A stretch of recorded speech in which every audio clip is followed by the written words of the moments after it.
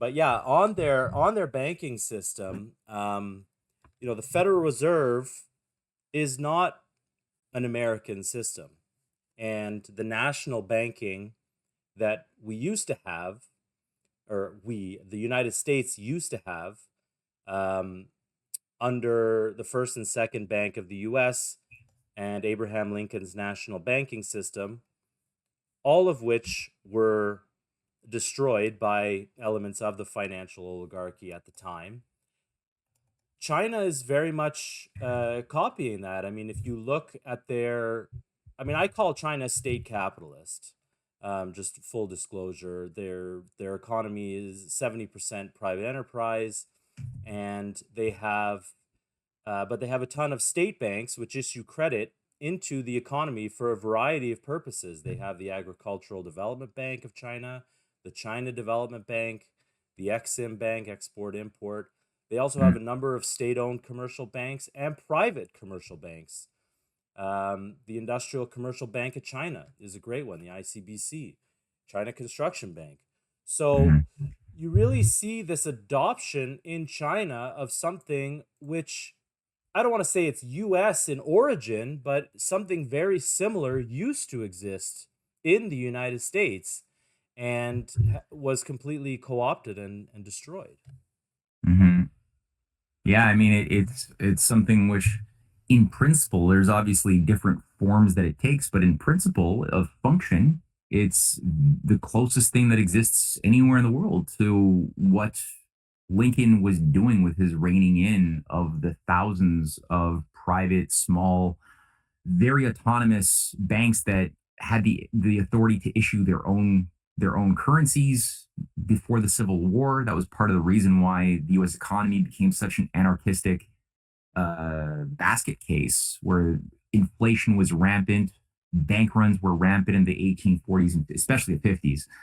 Um, Yeah, after and Andrew there was just Jackson destroyed the second bank and they had the mhm, independent sub treasury, I think they called it, and the mhm. wildcat banks that would just fail all the time and no central authority. No, exactly. And it's scary to see how Andrew Jackson is lionized as the myth makers have worked, as we've discovered, relentlessly for, I would say, even while he was still alive. The myth of the future image of what he represented was already being cooked up for future generations by the priesthood, the myth makers, who wanted people to have a false idea of this guy as a hero.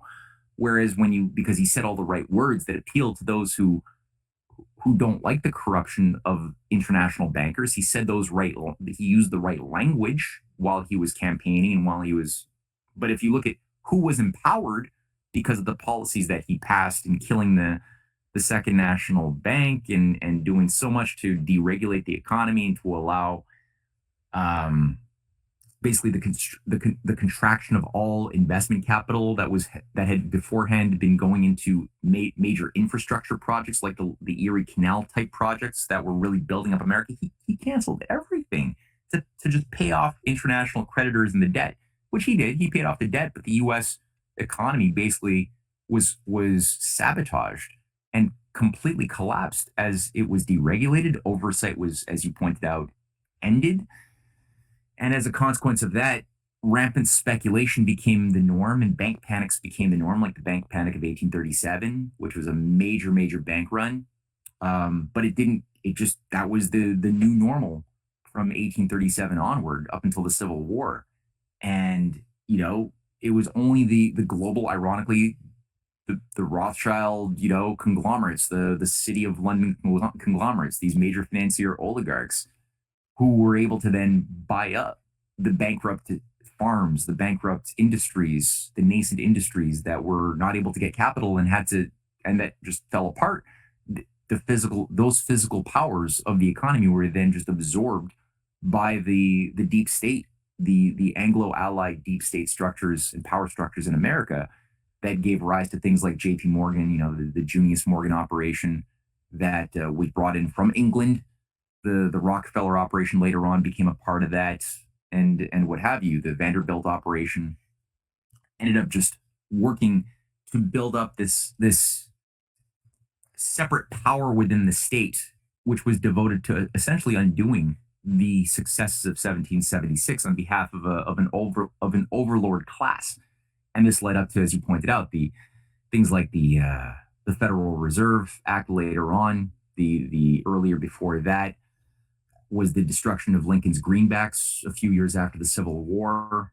And it was all of this was done by design. There was always a plan to subvert the means of having constitutional banking, a moral law shaping the behavior of culture of banking, of finance, and that idea was always seen as a threat to the oligarchy. And so today, I mean, yeah, China is the only real powerful country which has been able to reject the pressures to centralize, to privatize their central banks. They've kept national controls over their private finance. And because of that, they haven't suffered the way we have, all of these slings and arrows of speculative bubbles. They've had their run-ins with speculative bubbles, but they've been able to contain them, as we've seen with Evergrande, the housing, the real estate bubble. Something of that magnitude would have easily destroyed the Western economies, because we entirely rely on that type of behavior and have for the past 2.5, 3 decades.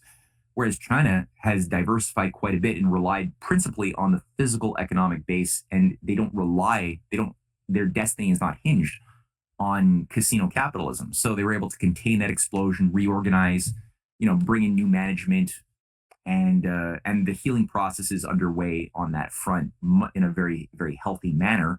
Although there's still problems and work to be done, there's healing and recovery on that level. But overall, their banks are able to do, and there's articles that were published in the China People's Daily are beautifully written, where the Chinese have recognized their legacy in carrying out the policies of Alexander Hamilton and Alexander Hamilton's credit policies and his insights into what is the purpose of national credit that shapes and creates so-called money and its behavior within a system. That we've lost that. That's what Lincoln understood. That's what people like John Quincy Adams understood and Henry Clay. And also later on, definitely people like Franklin Roosevelt and JFK understood that principle. But we stopped doing that. China is, and again, they're self-aware. They're describing it, and they have to get better at it. And again, there's just to say there are deep state structures in China that want to subvert this as well. Some of them are Chinese people, some from the Chinese upper crust, and we saw that with this parasite within China around the figure of Jack Ma, who had patrons amongst very powerful families within China. This is a nobody who was turned into kind of like a Bill Gates type of character for China. And he was given a certain task, certain assignments. He was given protection by very, very established, entrenched forces that did not have the best interests of the Chinese people in their mind. And we saw the type of influence Alibaba had in the 2015 to 19 period in infiltrating and taking increased ownership of things like the China, what's called the Industrial and Commercial Bank of China. They tried to they got a 51% of shares of that industrial bank until Jack Ma was taken down, because the idea was to turn it into a green digital transhumanist financial behemoth under Jack Ma's lead. And that's where a lot of the anti-China fear mongers, they latch on to what was being done under this, what's called the Shanghai clique of these multi-billionaires around the figure of Jiang Zemin, the former president of China in the 1990s, who groomed this Shanghai billionaire class that's highly, highly influential, of which people like Miles Guo, who works with today's Steve Bannon, was groomed and grew and influenced through that hive. And again, Jack Ma came out of that. A lot of it was taken down under the anti-corruption program that Xi Jinping began in earnest in 2012. But a lot of it was still there. But people latch onto the influence that this thing had to try to turn China into an instrument of eco-digital technocratic tyranny through Jack Ma's type of operation. And they overlook, well, what was done after 2020? What was done to take down these different insidious elements which is important because that's no longer the case, right? So there's a fight, and people miss that fight, and because they miss that fight, they don't see the water to put out the fire that's right in front of their eyes. When they look at China, there's actually like a solution to the fire that's burning down our house.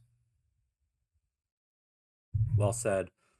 Um, I agree with you completely about China and Evergrande withstanding all that, and I'm thoroughly convinced more and more every day that um, our system is precariously built on shifting sands that could collapse at any time. I mean, you look at some of the valuations in the stock market right now, and you see $16 billion market caps on companies that are pre-revenue and you know hemorrhaging money, and it's all just the speculative orgy and no actual real physical value behind it. Completely opposed to what China's doing.